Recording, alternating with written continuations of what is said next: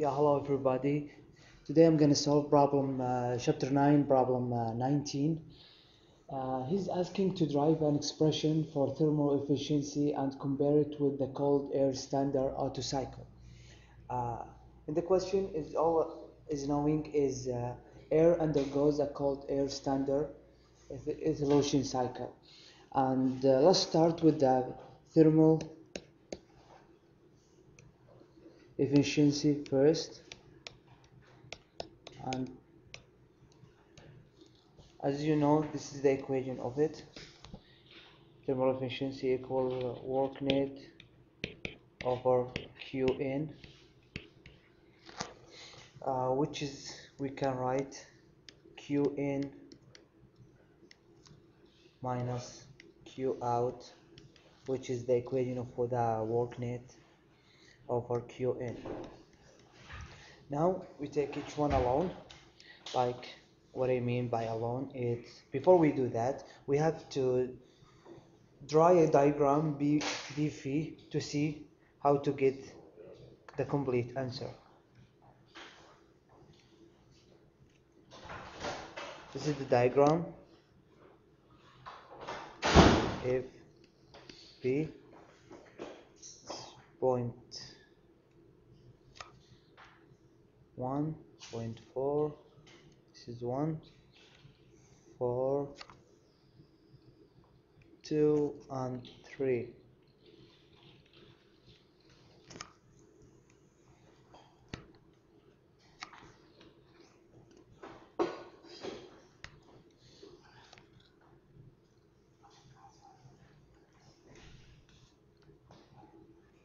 So I had to draw it again, but this is 1, this is 4, 2, and 3. So from this diagram we can tell that Qn, so as I mentioned before, we have to take I prefer taking Qn alone and Q out alone and then plug it in back in the equation. So Qn equal to Cv T3 negative T2 and Q out equal to Cv T4 negative T1. So when we plug it down,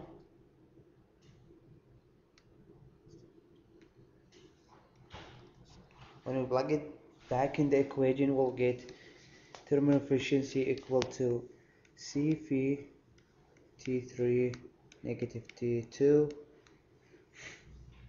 negative Cv T4 negative T1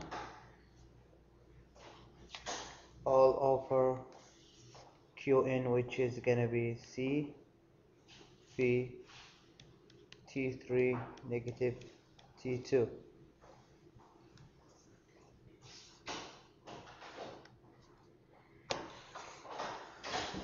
Doing a little bit of algebra, we'll get, I'm gonna write it down because it's a new page. So it's thermal efficiency equals Cv T3 negative T2 negative Cv T4 negative T1 all over Qn, which is Cv T3 negative T2. Just doing a little bit of algebra, we think we all know Cv equal Cv equal K, so we can like do it like this, equal 1 negative. When we take Cv and Cv common, we'll get this one first.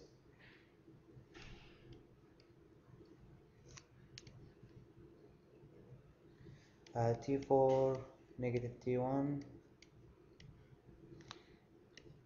T3 negative T2.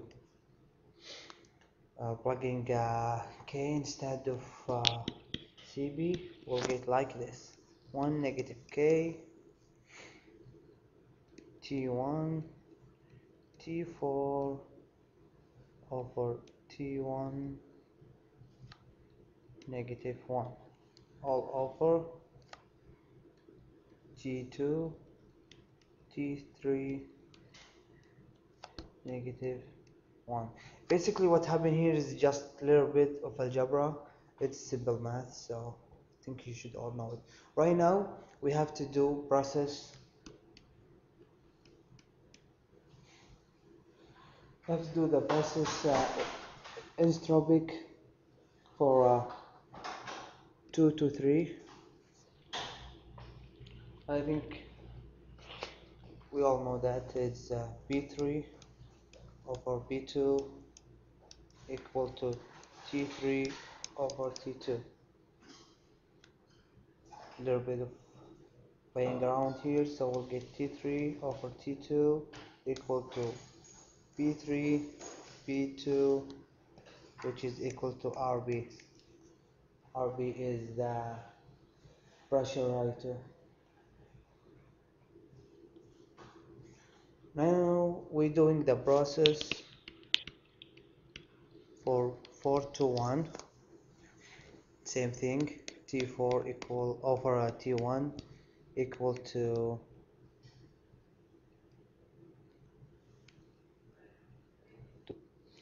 so T4 over T1 equal to V4 over V1. This is gonna go, it's gonna be like this, equal to V4 over V1 negative V2 over V3, playing around here, so V2 equal V3.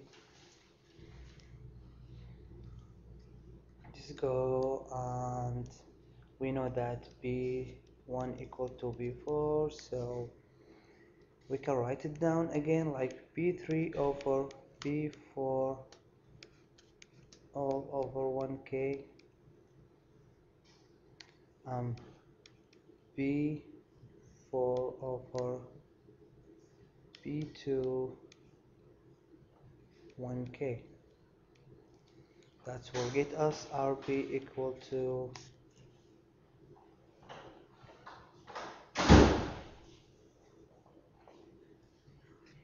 1 over K.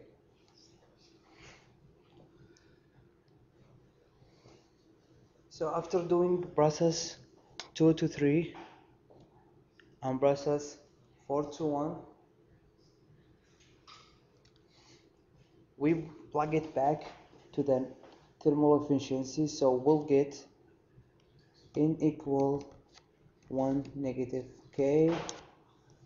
This is the old one, same equation that we're gonna plug in it, equal to, I'm gonna plug it anyway, so RB over 1K negative 1 over RB negative 1. We can rewrite it as thermal efficiency equal 1 over K over R K negative 1 multiplied by RB 1 over K negative 1 over RB negative 1. What I have done here is just simple math and algebra. So as we know, all of us, the thermal efficiency of the outer circle is equal to 1 negative 1 over R power K negative 1. So we made the comparing right now, but you have guys to know that the thermal efficiency of the outer cycle depend on R and K, but not the maximum cycle temperature nor the pressure writer. We can make a graph right now to support my point. This graph is going to support my point.